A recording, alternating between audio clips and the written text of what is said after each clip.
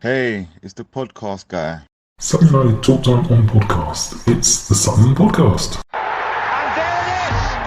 Sutton United of the GM Vauxhall Conference have put out First Division Coventry City, winners of the FA Cup themselves less than 2 years ago. And what a moment to enjoy for the fans of this Surrey side. They've had their moments before, but never one like this. But the whistle goes down. New life for Sutton United. Sutton United, the National League, are through to the last 16 of the FA Cup. No longer English football's perennial non-league club. A 123-year crescendo reaches a new peak for Sutton United, who are promoted to the Football League for the first time. Hello and welcome back to another episode of Sutton United Talk Time on podcast. I'm delighted to say that joining me today, we have got Sol from SUFCtv. That's not really fair, from SUFCtv. There's a whole lot more, but most of the people listening will know Sol from SUFCtv. So hello, Sol, how are you? I'm good, thank you. How are you? I'm very good, thank you very much. So yeah, as I said in the intro, from SUFCtv, that's where most of us kind of knew you from at Sutton at first. To 17, 18 or a bit earlier? No, I started in the 16-17 season, the cup run season.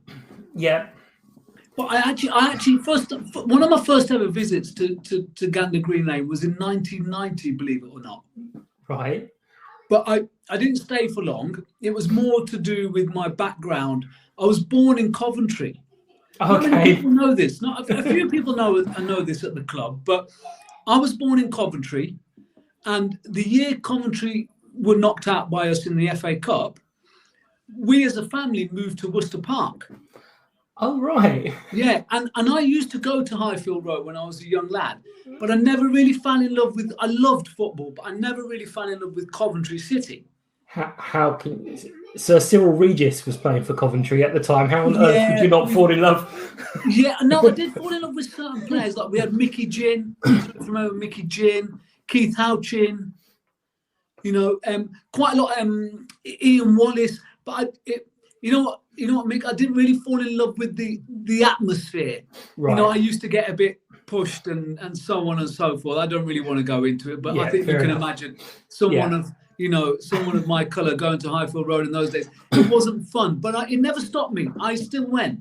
But anyway, moving down to this part of the world, Sutton knocking out Coventry, and I realised the ground was 2 miles from home. Mm-hmm. So I just went to have a look. And, you could walk into the ground even 3 years ago without anyone really bothering you. I know things have changed in the last 18 months or so, but way back in 1990, you could just stroll around as you please. And so I just wanted to have a look at the ground. I wanted to see who this team was who knocked out Coventry from the FA Cup.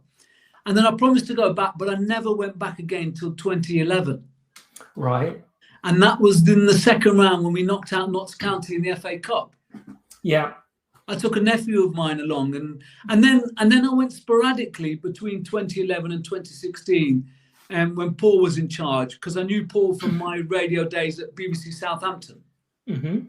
When he was a manager of Eastleigh. Okay, fair enough. And then he sent me a message in 08-09 telling me he's arrived. He remembered I'd arrived in I lived in the London Borough of Sutton, and he told me he's the manager of Sutton United. But it took me a couple of years to get down there. But I properly started following the club, and I always say this, for me, I feel like I've started following when I went on my first away trip, which was Saturday, 22nd of October, 2016, away to Southport, 1-1. Right. And Jamie Collins scored. I think he scored, an equaliser from the penalty spot. That was me. Yeah, no. That was, for me, the time I felt like I'd become a Sutton United fan. Okay. And so, were you doing the commentary for us at that point, or? Oh yeah, I'd already started. So I'd already started the month. So I'd started in early October, and I think the first game was Guiseley at home. We won 1-0. And that's when I started doing the I started doing the SUFC TV broadcast, which SUFC TV do. Well, before this season, they used to do two things before the Football League. They used to do what I'd call it is match of the day highlights. So that's what I started off. I was doing the YouTube, the television like commentary, full 90 minutes, and then one of the lads at that time it was a lad called James King, who's still very much involved in SUFC TV. He'd go back and edit it into like 5-6 minutes and put it out on the YouTube channel. Yeah, just like they do on Match of the Day. Yeah, you know, without the 12 camera operation and 22 people to help you. It was just it was James, Terry, and I. Yeah.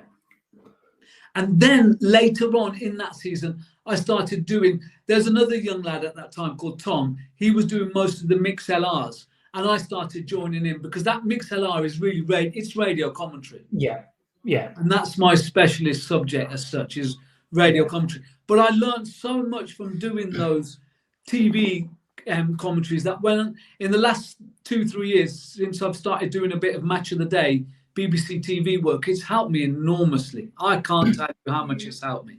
Yeah, it must be a different skill because obviously if you're commentating the full 90, any part of that commentary must be able to be picked up and used in isolation and make sense rather than referring back to something that happened 10 minutes ago because it might not be played in that order. Yeah, no, exactly. So when you do a 90-minute commentary for Match of the Day, you do it as live, so you do it properly.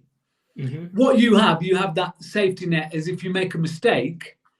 They've got the edit machines, they've got the facilities for no one to realise, but for you to redo it. That's the safety net on Match of the Day. You know, if you mistaken identity, generally, that's what generally happens with TV commentaries, especially on the goals. You've got the ability to redo it without anybody realising. You know, except you. Yeah, except you. Yeah, and bless us, on SUFC TV, we never had that. But I actually think that's my greatest skill. I can identify people like that. And I never, very, very rarely, when I got my actual proper concentration cap on, I very rarely get it wrong. I've even had it a couple of times over the years. I've been sitting in the press box. I've called the goal and had the press association chap turn around and say to me, no, it's not him, it was someone else. But I go with my gut instinct and I've been proven right. My eyesight's so shocking that half the time when a sub's coming on, I'm sitting there going, I'm not sure if this is a white fella or a black fella coming on. I genuinely cannot tell. It's so bad. Yeah. It's shocking. That's why my nephew has to come back now. He's coming back this season again after a break. But so one of my questions was going to be, well, when at some point in the commentary you have become a Sutton fan, you're quite active on the forum, and you're quite sort of keen. You're very much into the AB's mantra of in it together. You've got to pump the chest at that point. There we go. Okay. Got to do that. But is it a strange feeling? Obviously, on our channels, you can kind of just be a bit. Well, you can be. We're not, and I've heard other channels actually. We're not biased, but you can be a little bit more encouraging to our own team. But very much our guys. I've seen lots and lots of comments on Twitter where people have said that our commentary, whoever's doing it, I'm not just blowing smoke at you. Is whoever's doing it is like they're being really fair. How important is that to you guys to try and maintain that level of impartiality, even though you are supporters, really? Well, one for me, because I'd already had 16 years experience as a BBC radio commentator before I started, doing some stuff for ourselves. So, and at the BBC, they grind impartiality into you. Even though I've done lots of local radio, and so I've covered Exeter and I've covered a lot of the London clubs. And when you work for BBC London or BBC Devon or BBC Solent, which was Southampton, you can be what I would say is on the goal celebration, say Southampton or Portsmouth scored or Exeter scored and you're covering that, you can go over the top. Mm-hmm. You can get very excited. But otherwise, the editors, the sports editors, over the years, all I remember them saying to be impartial, be fair, be impartial, be fair. So when I came to Sutton United, even though I started falling in love with the club, and who couldn't help but fall in love with the club in that cup run year? You know, everything I ended up, you know, kind of commentating on was just sheer brilliance. I mean, I remember the day bonfire night so clearly at Dartford. I mean, what a memorable cup tie that was. Honestly, it's just. Yeah. And then I went out that night as well. You know, bonfire night. I know it was bonfire. I don't even have to look back. It was November the 5th, Saturday, and it was unbelievable. So, but I still got that journalistic nous in me, and because everything I've ever done, I've always had a goal to try and get to the top of what I perceive the top I want to be. So I've always tried to remain the same wherever I've gone. Over the last couple of years, with my SUFCtv work, I've let the other younger lads, I call them younger because they are much younger than me, but Tom and Ahmed and Connor and a couple of others as well who've come in and done some work for us as well. I've encouraged them to try and remain impartial because I think they've all got ambition to go and work in the mainstream media. And if you start being very, very biased from the beginning, you know what, Mick? It's a silly thing I'm going to say, but it's honestly very true. When you commentate, you've got to be so natural, you're almost not thinking. And if you start thinking, the listener or the viewer starts noticing he or she is thinking. Yeah. You've got to really be in a flow. I liken the best commentators to be like rappers. Honestly, I do. You got to expand on this. I've always said that. I've said the best commentators are the ones who just they're just in their stride. They hit everything just perfectly. Their voice, they use it going up and down. They take you on a journey. So I'm not saying I'm responsible, but whenever Ahmed or Tom or Connor, they kind of commentate, I always say to them, try and be fair, try and be reasonable. And honestly, a lot of that due is also to Tony Dolbert. I think Tony, is always, even though he's an avid Sutton United fan and he's been there for, so many years. If you listen to Tony's commentaries, he's always straight down the line. Yeah. Always straight down the line. And I think we all of us, we can get excited when we score, which I don't think there's nothing wrong with. But I think it's great credit to all of us. We are kind of all straight down the line. We'll call it as we see it. Yeah, no, I don't even remember how or why, but I ended up watching a video of one, and some of the commentary from it was an opposition's feed, and I think someone had filmed it or something, and it was just absolutely shocking. Every single thing we did was awful, and everything they did was just brilliant. And I'm like, oh God, this is really bad. But yeah, you've mentioned some of the youngers. Yeah. To us, a lot of people are younger. Yeah. But you do. I remember back in the days listening to the Mixlr, which was the only one at the time, and even there was a couple of people who just popped in to say hello, see how it all works, and you're like, come on, give it a go, let's see what you can do, and getting them and encouraging them and saying, look, try to do this, try and focus on this. So you've always sort of pushed people. How important is that? I mean, you've mentioned your early days going to Highfield Road, but how important is that to help others emulate you, sort of achieve more than you? Yeah, massive for me. I think in any walk of life, if you can help anyone, I think that's the biggest thing you can do for anybody. And if you've got some knowledge in a particular job and someone's coming behind you and they want you to help them, I think you've got to do it in whatever you're doing.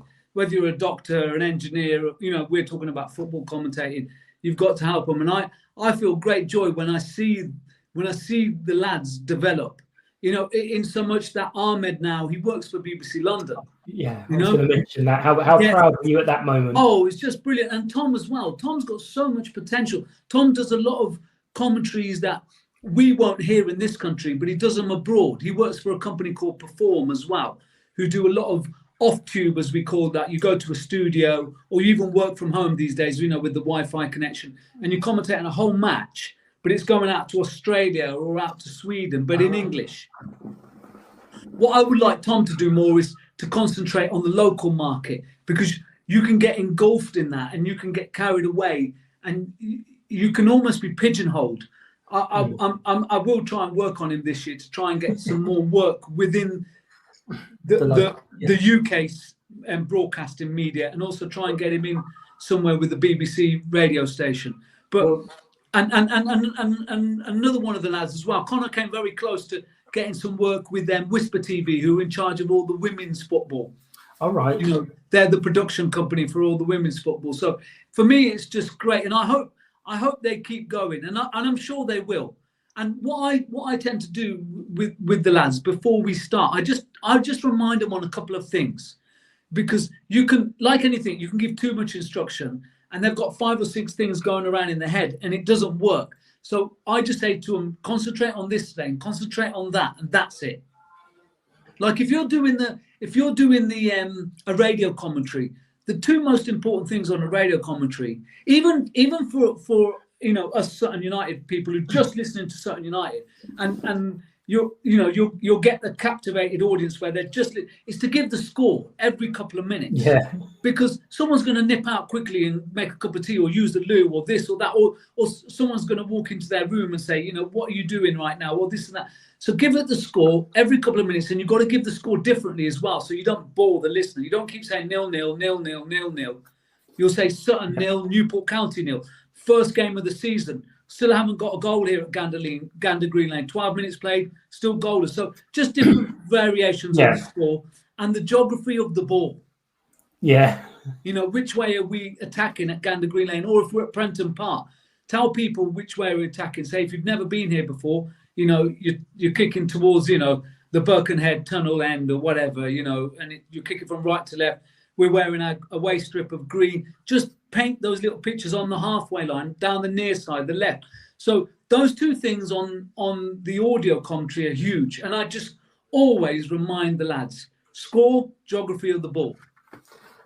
I just want to say one little thing. I've got a question on that, but one little thing. Tom, I'm not sure he needs to do an awful lot, because he does have a quote next to his name from Tim Vine of the great Tom Mitchell. Yeah.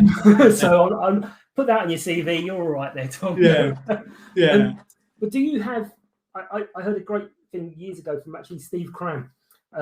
When he was starting to do commentary, he was told, have something to say, stock little phrase.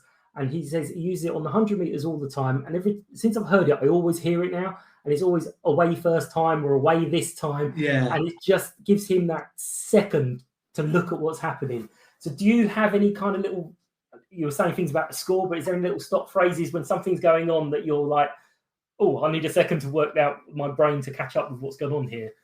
Yeah, no, I don't generally in them. I can understand why Steve Cram has it in the 100-meter sprint, because it's so quick. So he uses those first couple of words to get himself, you know, away first time, and then he'll look at, you know, maybe Usain Bolt, and Usain Bolt streaks away 10 meters, you know, 90 meters to go. With football, it's very different, because you generally kick off, and it's quite, you know, slow pace. So generally, I would say, you know, Sutton United are kicking off. They're attacking the Gander Green Lane end in the first half. You know, that's right to left in the home strip of this and that. I don't have any stop lines. What's interesting, though, I think on my goal commentaries, I've started saying a couple of things, not on a regular basis, but when in the big moments, they do come out, and it's things like I actually do use sometimes the old David Coleman line without even realizing it. Just do the score. I just say 1-0, or I say, oh, I have to say, you know, I say sorry. I used that a couple of times last year on my match of the day stuff, and I didn't even realize. But the editor there would clip the goal and he'd put it on the BBC Sport website pages, and in the caption it would say, oh, I say. And I'm not even realizing that I've said that. Yeah. But generally in the actual play, I mean, if anything, I would, when a presenter throws to me when I'm doing proper radio work, and I always say thank you, Mark, or thank you to the presenter, and then I'll say good evening and warm welcome to Old Trafford, you know, home of Manchester. Even though everyone knows Old Trafford is home of Manchester United, it's my journalistic background. I was taught never assume everyone knows everything. Yeah. But don't go overboard and be like a beginner either, that you have to explain everything to everyone. So I would say something like, thank you, Mark, and a warm welcome to Old Trafford this evening, home of Manchester United Football Club, as they entertain Everton in the Premier League. And then I'd stop take a breath, let a second go away, and then I'd give a bit more context of what this game means to Manchester United and Everton. Then I'd say alongside me is Mark Lawrenson, blah, blah, blah. And I'd get a quick word from the summariser, which is, Mark Lawrenson, for argument's sake. Then he'd come back to me. Then I'd run through the two teams. And then by then, they're about to kick off. And as they're about to kick off, I go back into my brain and I don't bring in Mark Lawrenson again. And I'll say, Manchester United are kicking off, red socks, black shorts, red shirts, attacking the Stretford end in the first half, if you know Old Trafford. If you don't, it's from right to left as we sit in the main stand, on the halfway line, or if we're in either side of the half. And then they'd already kicked off, probably 30 seconds into the game. Invariably, not all the time, the ball goes out of play for a throw-in. And then you just say it's a throw-in to Everton, very, very early stage. It's still goalless here at Old Trafford. And Mark Lawrenson, here's your early thoughts. And that's it. And then you're off and running. Yeah. Yeah, no, I've got that all in my head without even going. I don't have any stock phrases, but this is exactly what I do every single time. Yeah, there you go. It was like you know what's interesting what you said there, mate? I totally understand why Steve Cram has that now, because that skill is it's 10 seconds. Yeah, and you've got to get every word. You can almost script that in a way. I mean, back in the day when Usain Bolt used to win the 100 meters, you can almost script that. You can say, and the way they go first time, Usain Bolt takes the lead, 80 meters to go. Yeah. The Olympic 100-meter final here in London. 50 meters to go. Usain Bolt 2 meters ahead. Bang, bang. And then if there's a British sprinter in there, you'd mention Dwayne Chambers or Linford Christie, because you're working. Yeah, exactly. Yeah. But if there's not a British sprinter in there, then you'll say Carl Lewis is behind. You can tell my age now. I'm going on about Carl Lewis. Carl Lewis is behind. Ben Johnson trailing in third. And then Usain Bolt wins gold in world record time. That I totally can understand. And it's funny you said that, because I did a bit of boxing commentary training last summer, and the boxing commentator at the BBC at that time was Mike Costello, and he said he scripts almost the first 30 seconds of round one. And he's watching the fight. Unless there's something absolutely dramatic, he tends to follow his script. And it's quite fascinating like that. And I think I've just explained to you in my own little weird way. I've got my own script to do with football already. Exactly. Yeah. You're ticking off all the boxes, just changing the details. Yeah. The teams change, don't they? Invariably. Yeah, the teams change. Yeah, exactly. And the stadium changes. Yeah. So you mentioned Old Trafford there. So it's not just little old Sutton that you commentate on. Your proper job for many, many years. Which of the stadiums do you think was the best stadium? Not necessarily the best commentary facilities, which is the best sort of stadium to be in? Well, I'd say there's two answers to that question. First, atmosphere-wise, I think for me the number one stadium in our country, I'll just talk our country that I've been to. I think without a doubt, I just say, wow, it's Anfield. Mm-hmm. It's Liverpool for me. Just the atmosphere. It can be an afternoon game. It can be an evening game. When they start singing "You'll Never Walk Alone." Plus, it's not just that. They really do get behind their team. They really do. And that might be a really stupid thing to say. And football fans are listening. Say, what is on about? Everyone gets behind their team. Not everyone does. I'll be honest with you. Not everyone. It's just the noise. It's just the crowd, the appreciation. They really do get behind the team. You can feel the atmosphere. And I think in the night games, you can times that as well. And it just depends whether it's a Premier League game or a European Cup game, and if they're behind in the first leg or not. But for me, atmosphere-wise, Liverpool. And then facilities-wise, just the stadium, just to take your breath away. It's been Tottenham Hotspur's new ground. Yeah, it's just unbelievable. I've been very, very fortunate to go to a lot of different football grounds and right across the world as well. And for me, Tottenham is the number one. The other one that comes closest to me for Tottenham's is the Allianz Arena in Munich. All right. Yeah, that's another spectacular arena. Very good space, very approachable. When you get in, it's like it does take your breath away. It is quite stunning.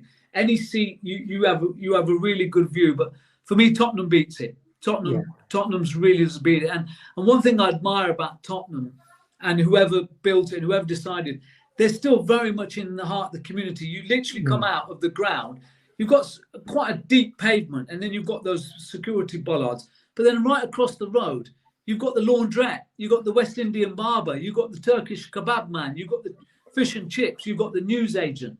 And basically opposite them is this £1 billion stadium. Yeah. Yeah. And the newsagents must get mobbed on match days. No, and so I think on that question, yeah, for me it's a two answer. For atmosphere and that, and Anfield's very impressive now that they've rebuilt it and they're building it again at the Anfield Road end. But Tottenham's does take your breath away.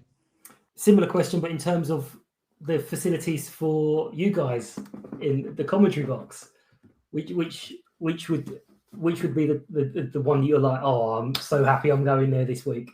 Oh, you know what? In the Premier League, they're all very, very high standard now. Really are. They're all very good. But again, I'd say most of them, Brighton's is a brilliant view. You're right on top of where the players come out in the tunnel. You're almost on the halfway line. The halfway line is always the best place to be. Halfway line. And I would say if it was a 3-tier stadium, you want to be in the second tier.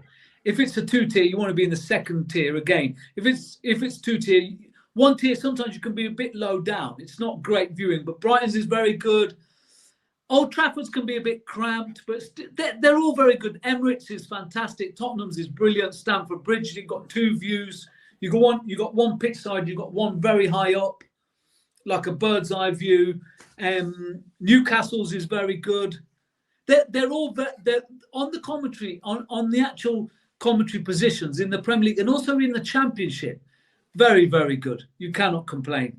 And to be honest, you know what, Mick? Even lower down in League One and League Two, I've been quite fortunate. There's only one ground at the moment in all 92 clubs that I've not been to. Oh, which one? Stadium of Light. Oh, okay. We've got the League Cup. We'll be all right. Yeah, that'd be nice. When we knock out MK Dons to get them in the second round. Yeah. Thank you for taking the time to listen to Sutton United Talk Time on podcast, the Sutton Podcast. If you are new to the show, hello, and you are very welcome. Hope you enjoy what we do. It's a very simple format. We get a few people on to talk about the game that's just gone, and then we preview the next game coming up. We are available on most podcast platforms where you can listen, rate and review. If you find that we're not on your preferred platform, please let me know and I'll sort that for you. If anyone would like to support the podcast, you can find out how with more information on the website, which is www.suttonpodcast.com, and there's a tab where you can find out how to be a guest as well. Please find us on Facebook, Twitter, Instagram and TikTok with the username @SuttonPodcast. Every like, follow and share is really appreciated. Hope you enjoy the rest of the show. Thank you. Not exactly linked, but you didn't mention Wembley. In those grounds. No, I didn't. I only realised when I was looking earlier. You did our Wembley match. I did for Radio 5. Yeah. I haven't listened to it. I don't think I could listen to it even if I found it. Yeah. How was that?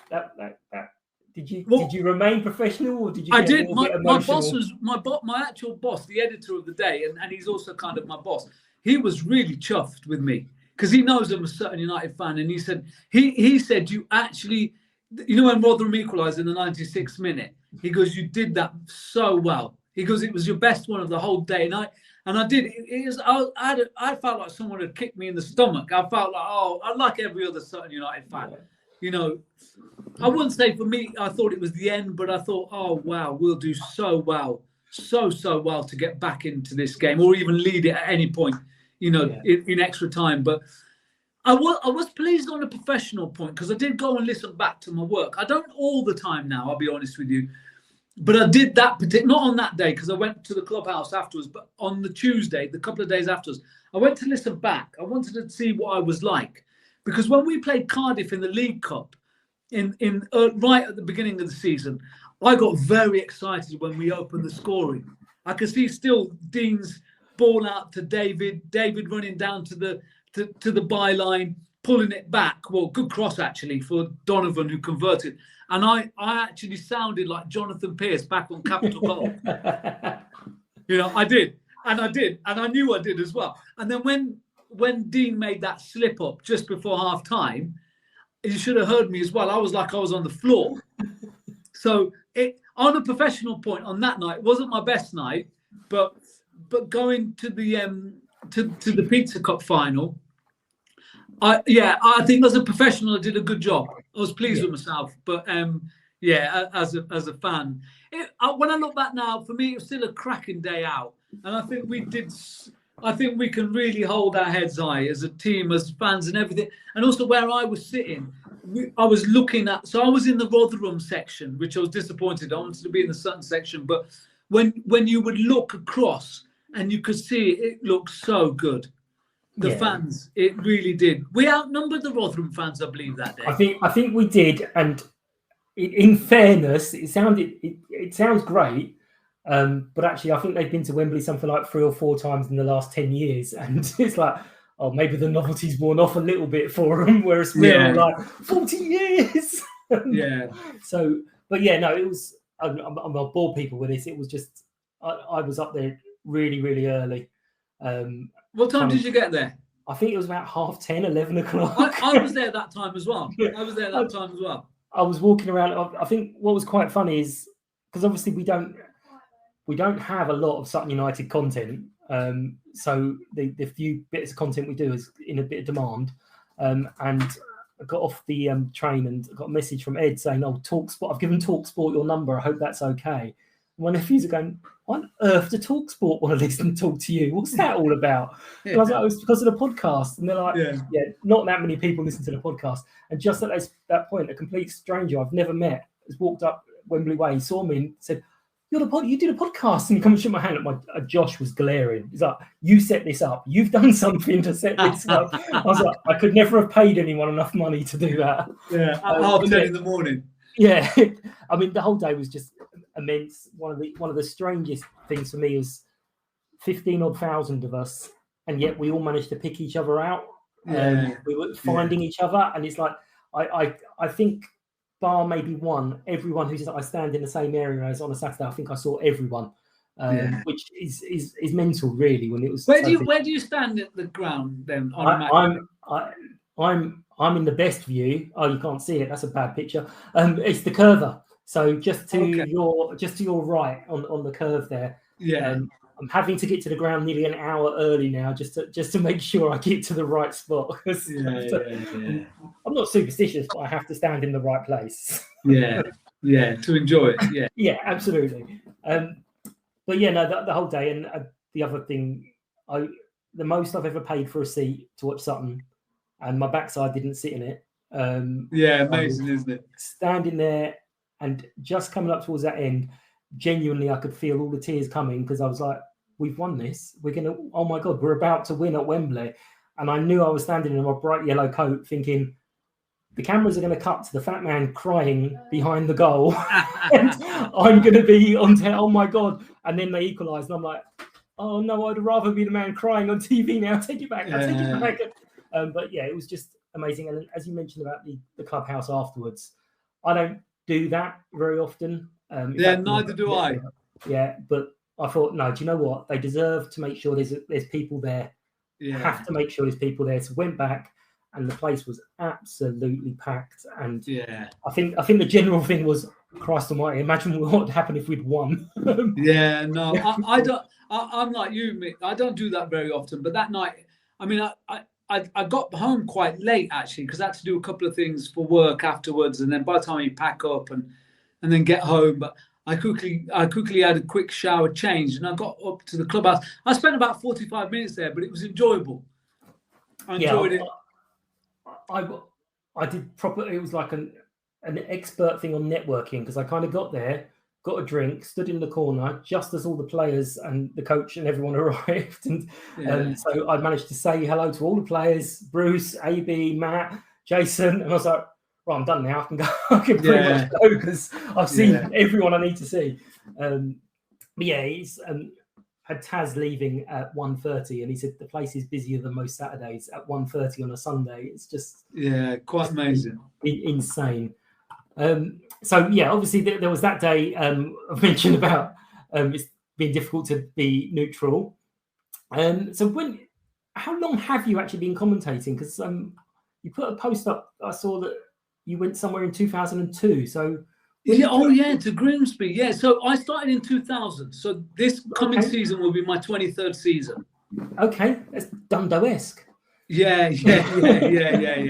I started in 2000, and I started at BBC Sussex, and I started covering Farnborough, Woking, and Aldershot. And I did Brighton as well a couple of times.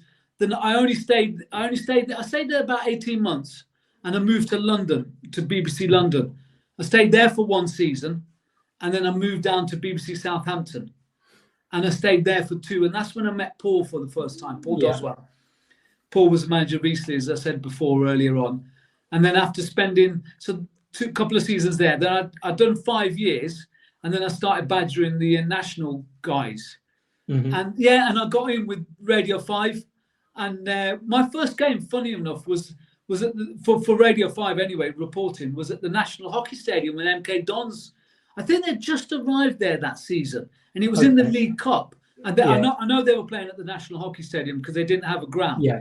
And that was at Milton Keynes. So I know I went there, and I think that was my first game with Radio 5, and I've never stopped with Radio 5 since. So that was 2004, September 2004. But while I was doing that, I also combined a lot of other work with other BBC stations. So BBC Devon, BBC WM, which is the Midlands. I worked for Man United TV as well for 2 seasons. That's why I mentioned Old Trafford. I did the commentary. Basically, what I do for us, SUFCtv, I did it for MUTV, but I did the radio broadcast. I never did their TV stuff. I did their radio broadcast for 2 seasons. Right. What else have I done in all that time? Yeah, again, I've done a lot of BBC circuit, BBC Radio 5, which has been the majority of my work. And then the last couple of years, I started doing Match of the Day, the FA Cup, first round, second round. And 2 years ago, I did the first round, second round. Didn't think much of it, and I thought, that'll be that. And then I got called in to do the third round, which is kind of a promotion. Yeah. Then I didn't hear back. Then this season, just gone, I did the first round, second round, third round, fourth round. And then I got called back to do Premier League Match of the Day, Saturday night Match of the Day, for the first time ever. I know that's a big thing. I wish I watched it, but I don't watch it. I did Crystal Palace Burnley in late February, and what was really good, because I think most people, when they do that, even though that's not been my goal has always been to stay at Radio 5 and be one of their main commentators, which I'm not yet, and I'm still striving to be. But along the way, you don't turn down any opportunities. You just take them and see what happens. And then I got called back in March to do Brighton Tottenham as well, which was great. And that's, I always in my head, I didn't want to be like Rick Astley, a one-hit wonder. I wanted to come back, even though like I said, honestly, Match of the Day's not been my goal. Radio's always been my goal. I loved it even when I was a little boy, listening to Peter Jones and Byron Butler. And then when I was growing up, and as I was thinking, radio, after my first initial career, and I went back to university to do journalism, Alan Green and Mike Ingham, the former BBC football commentators and correspondents, and then the chaps I work with now, I've known them for quite a while. But with like anything, I don't think you should turn down opportunities, especially TV opportunities, because what they do, they just, even though I'm not into all that part of that kind of the media part of the world, it does raise your profile. People start thinking, oh, you're on Match of the Day, and even my radio boss said, oh, wow, TV wanted you. And I said to my radio boss, I said, I'm not really that bothered. I said, I just want you to realize that other people are after me as well. It's like I always liken it. Who can I mention at our club? Like Louis John. It's like Louis in the team, and Matt knows he's always going to stay at Sutton. But let's say Grimsby start flirting with him. Yeah. And Louis goes to Matt and says, Grimsby want me. You're not the only club that want me. And that's a little bit like what I've done with the TV. I've told my boss, I'm very loyal to my BBC radio work, but also I've told him, look, TV TV is starting to like me. But my goal's always been to be one of the radio commentators, and I won't really stop until I get close. And I'm not far off, but I've got to keep. I think I'm still maybe 2 seasons away from really fulfilling that ambition. So let's see. Fingers crossed. Oh, yeah, absolutely. You may have already told me this. Which match that you've commentated on do you think, right, I've nailed it? I've that I'm going to play that back because that was absolutely perfect. Everything I did on there. Yeah, well, I'll be very frank with you. On the radio side, I've never done a perfect game. I honestly say that, hand on my heart. And I listen back whenever I do my commentaries. I always listen back. Mm-hmm. I always will take time and I try to listen back before I do my next one, which sometimes can be difficult because you haven't got much time and then you prepare, and then I'm also out reporting. But I do listen back. But my radio commentaries, I've never done a perfect game. I've done some very good ones. I've really enjoyed some of my work, but I've never done a perfect one. But TV is strange, even though I haven't done much TV, because TV is so different. That when I did this Brighton-Tottenham game in March, you have a producer, because for Match of the Day, you don't have a co-commentator with you. So you don't have a Gary Neville or a Jamie Carragher alongside you, because it's edited highlights. So it's just you.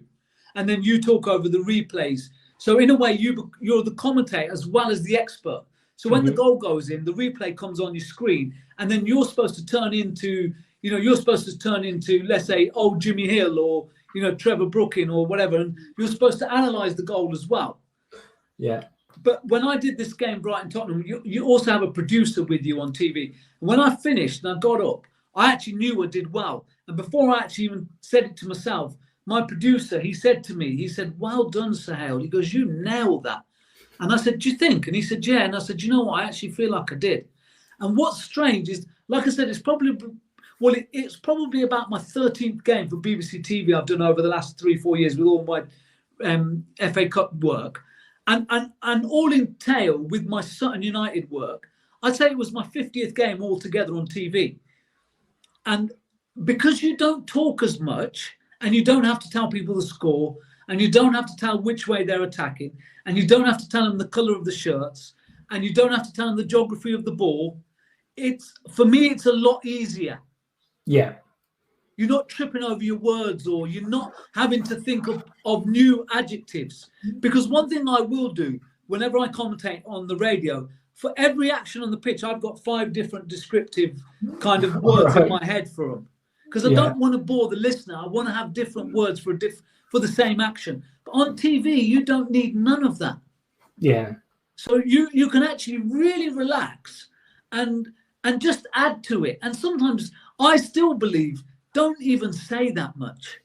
Even though I think a lot of the TV commentators now say too much. Personally, I do think they say too much. There was an option, I think Amazon had it, and it was an option of just stadium sounds. Yeah. And they found it to be very popular. Oh, that's interesting. Yeah, it's interesting. I didn't know that. Yeah, a lot of the co-commentators especially will say sometimes, my personal, and I'm sorry if you know him and he's a friend or anything, but my personal hatred was Andy Townsend. Okay, no, I don't really know. I know Andy, but I don't know him that well, no. He used to say things like, he'd go over to him for the expert opinion, he goes, yeah, he just hit it. Yeah. Yeah, we could all see that. Yeah. My 5-year-old could have told me that, thanks. Yeah. So, yeah, I think a lot of people are like, oh, I like this. But you just hear, especially during lockdown, you just hear the players shouting and swearing at each other. And it's like, you need someone to talk over this. But which was the best Sutton game you've covered? Let's leave Wembley aside. Yeah. The best Sutton game. I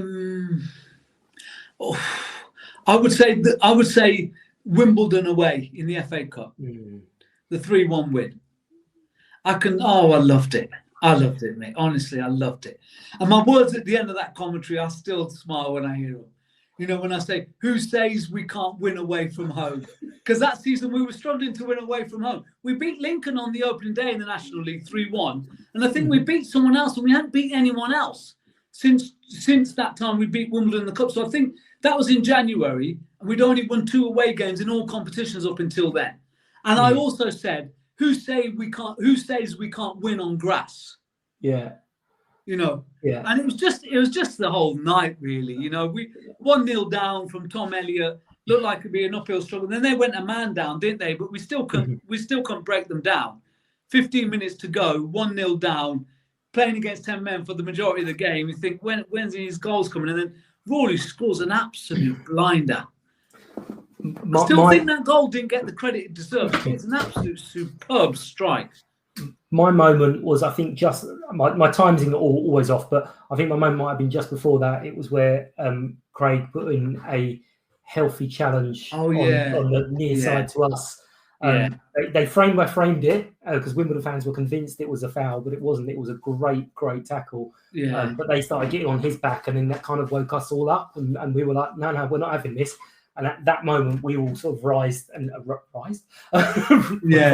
We all got up and got behind the team, and then it was like, okay, we've got this. We just need to make sure we get the time, and absolutely just beautiful. I stood there for a good 10 minutes at the end as everyone's shuffling out, just with my hands going, unbelievable. What did we just do? Yeah. But yeah, that was an amazing. Well, the whole cup run was. The whole cup run was brilliant. And I mean, I'll never forget the Dartford game. I mentioned it again earlier on. It was just brilliant. I mean, end to end, we scored, they scored, we scored, they scored.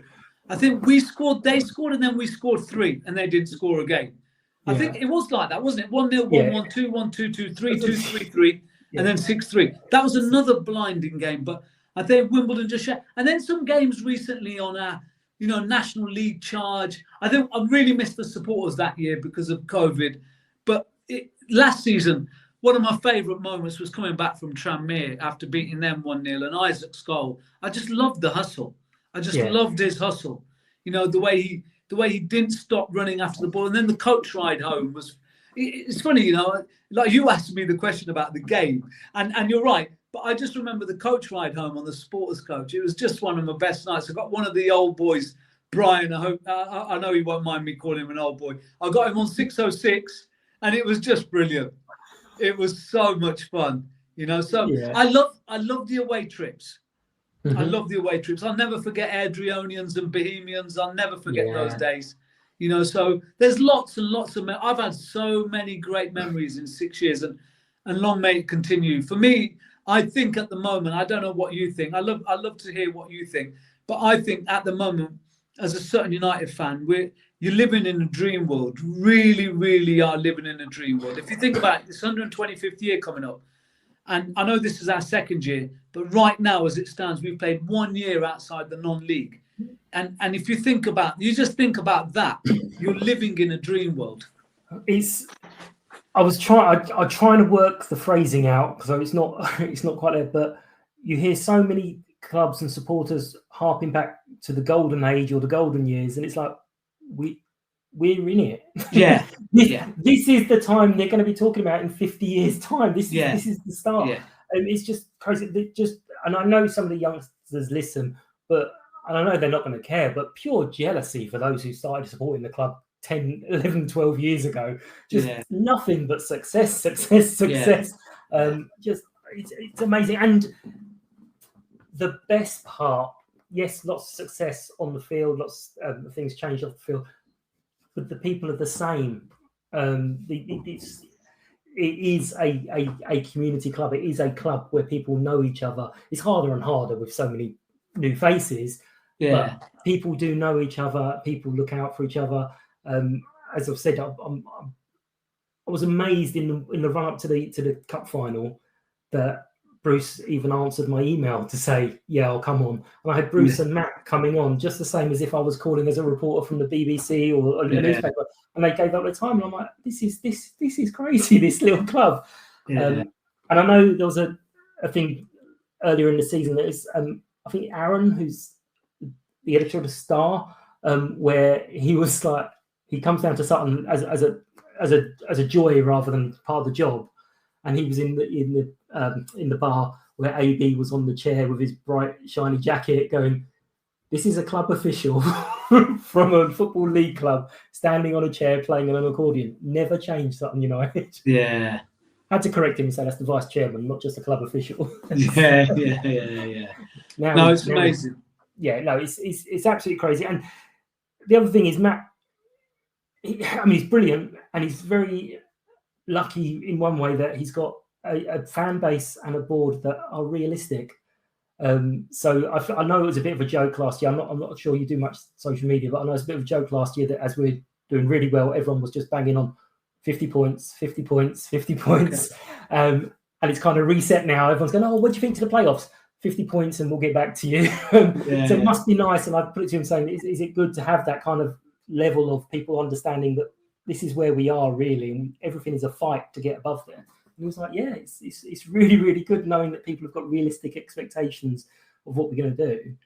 Obviously, I put pressure on him saying the last 2 years he finished in a record position, so you just got to do it again this year. What are you looking forward to this year, apart from a possible visit to the Stadium of Light? Apart from the Stadium of Light, I'm not expecting. I didn't expect anything last season, to be honest, Mick. I'm just looking forward to seeing people again. You know, I'm going to Dorking on Tuesday night. I'm just looking forward to seeing. It's just the camaraderie. It's like what you said. Just seeing people, chatting to them, watching games, going on the coach. You know, coming back with a smile on my face, win or lose. Honestly, win or lose, I'll still smile because it's like what you said. I actually genuinely believe we are living in the golden age as Sutton United fans, and I wonder what's next. But you know, whatever's meant to be is meant to be. But I genuinely believe this. As long as Matt and Jason and Terry Bullivant, they're in the club, those 2-3 key figures, because they work as a unit. And Matt knew Terry very well even before Terry joined us.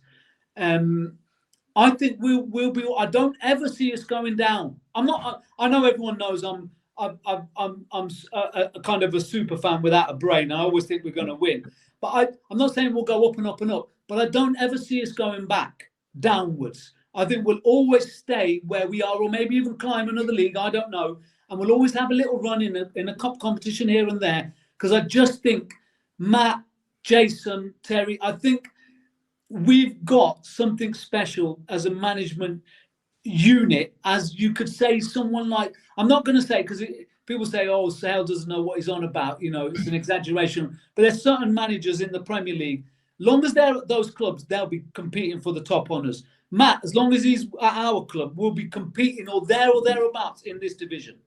Yeah. That's just my genuine belief. Belief.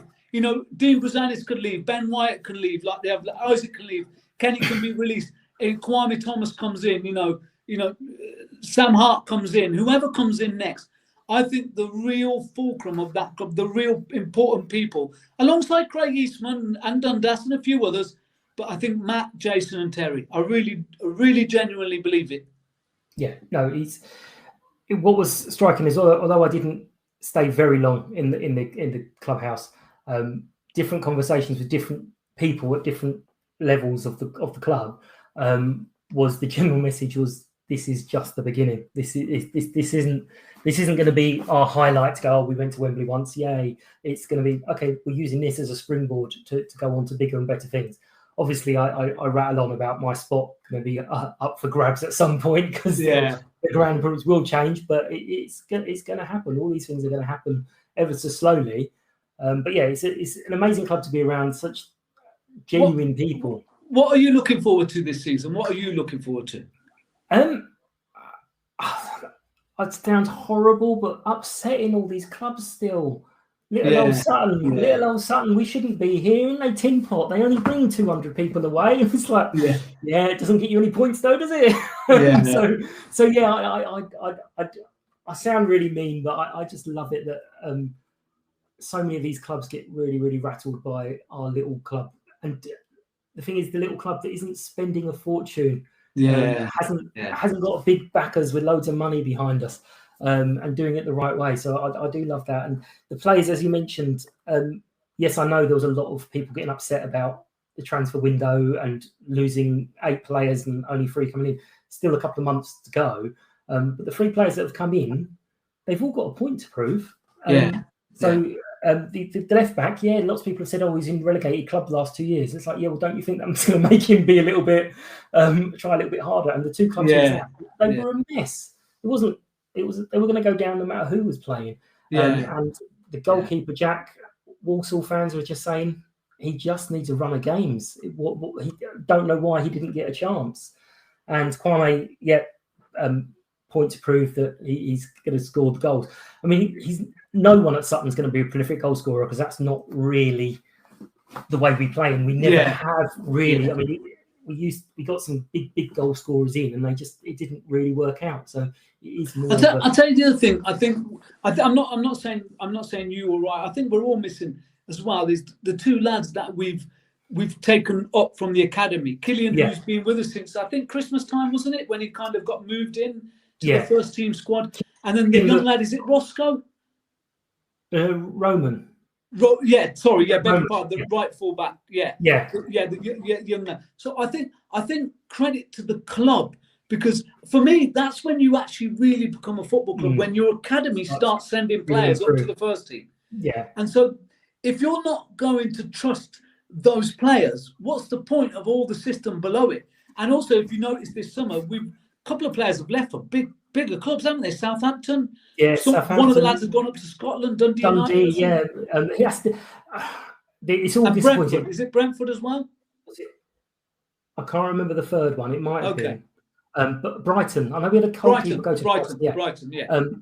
Matale was a little bit of a they're all disappointing because obviously they go off. But this is the nature of the beast. I mean, just as the story that Matale's gone to Dundee and people are getting upset, West Ham have put out a story that they've lost one of their youth academy players to another club. So it's like it happens. This happens. But we did have, and I know you were a big fan of was it Bradley Pierce a couple of years ago? And the left back we had Jude as well. Jude Mason. That's it. I kept thinking Mason. I was like, that's not his name. It's Jude. But they came through, but they weren't quite at the level, and we then get promoted. So it was like, that's disappointing because they could have. I feel for Bradley as well. You know why? He got nasty foot injury, didn't he? If I'm not too wrong. Yeah, I feel for him because he's signed for Carshalton now. So that's it. I think they're both at Carshalton with Steve McKim. Okay. So that's interesting. That would be nice to that's interesting. But I think that's a big thing that most of us fans are overlooking as well. Is those two young lads? You know, Killian's had a feel for it. He's come on a couple of times. He looked lively a couple of times, and I think Matt's the type of manager who wants to give him a go as well. Yeah. So. Yeah. No, he said. I think he said to me the other day that Killian's going to have a good pre-season with us, and depending on how he goes, he's either going to be stay with us, or we're going to then put him on loan for the season to get games under the belt, because that's where you need to really be learning it, is by actually playing. So he's going to sort of see how Killian does, and then decide if development's better with us coming off the bench. Good to know. Good to know. So he might start on Tuesday night against Dorking. Yeah, could do. Who knows? But you've mentioned the Dorking game. Are you on commentary or? I'm not. I'm just going along. As a mortal. I'm going sitting in the stand. I'm going to have a little chin wag with Jack Jebb. I know Jack pretty well from our days. Yeah, he's signed for Dorking, so I'm pleased for him. Yeah, it'd be just nice to see the players back. It'd be nice to see Matt's, familiar faces in the crowd. It's a nice night on Tuesday night. Yeah. Reliably told, all week is supposed to be nice. I'm hoping to go down to Havant as well. I might have a family thing to do on Saturday. Might get in the way. If not, I'll be going down to Havant as well. So hello to Paul. Yeah, Jack, I always liked him. Again, he never quite made it, but whenever he received the ball, it just looked like he had all the time in the world. I totally agree. Yeah, what's he going to do? Is he having a cigarette, a cup of tea? What's going on with this bloke? But just. I think he'll be first. I think he'll be first to admit, and he never felt like he was not fully fit, but he never felt like he got the best out of his body. He didn't push himself. If you see him now, he looks lean. He looks like a football player, and he's worked his engine. And I think that's why he started to get around. And I'm pleased for him to get to Dorking in the National League. It's going to be a cracking season for them. Yeah, I hope so. I really do. yeah, they're a little club that really do things well. And I think my daughter's teacher's husband plays for them. So wow! So I was like, I knew we had them in a friendly, and I was convinced it was a Saturday. Are you going? Are you going? No, I'm not going to go because it's on the midweek, and then bringing the little one back. She's only 5. Okay, So that'll be a bit too late for her. Yeah. But she's going to get her fix with the ladies' matches this year. She loves watching the girls. Okay. So perfect. She'll get down the Green Lane. It's nice. But I'm going to wrap it up because I've kept you talking for ages. No problem. It's what I do for a living, isn't it? I can just talk on and on and on if you want. It's just great for people to hear different sides of Sutton United and what goes on elsewhere. But thank you so much for your time, and we'll see you for the season. And enjoy when you get to be a fan. Enjoy when you have to be neutral. Yeah, very true. Thank you. Thanks a lot. Take care. Bye. United!